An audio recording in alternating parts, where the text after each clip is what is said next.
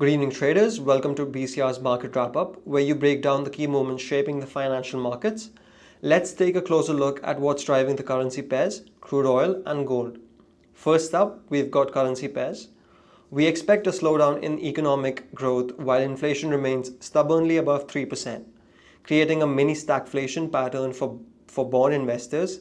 This suggests US Treasury yields will stay range-bound between 3.5% to 5%. The key risk for the stock investors isn't recession, but the gradual unwinding of the AI bubble. While the US stock market is rebounding in the short term, a 12-month outlook suggests it's time to reduce stock allocations, particularly in US equities. Coming on to crude oil now.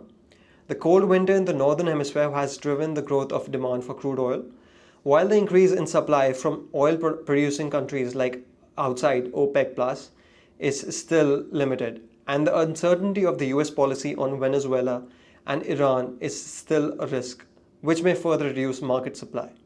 We remain skeptical about the feasibility of a potential ceasefire agreement between Russia and Ukraine, as Russia seems unwilling to comply.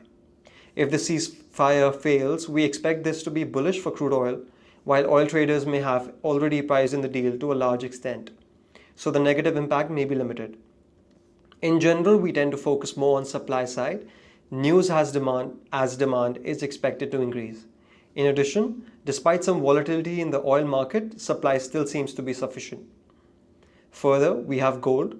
Spot gold continued its previous rally during the US trading session, refreshing its historical high to $3063. After today's opening, the rally not only continued to hit new highs, but it also seems that the rally has not yet weakened. The Trump administration announced a 25% tariff on non-US made cars and parts. The escalating uncertainty in trade policy has driven safe haven demand. Gold's gain this week has been close to 1.50%. Currently, tariff policies are dominating market sentiment, and the market's risk appetite has deteriorated again, with the three major stock indexes collectively closing lower. The US dollar index also failed to continue its rally, falling slightly from its recent highs. The market's focus has shifted to the Fed's favorite inflation indicator, the US February core PCE, which will be released tonight. As always, stay safe and good luck with your trades.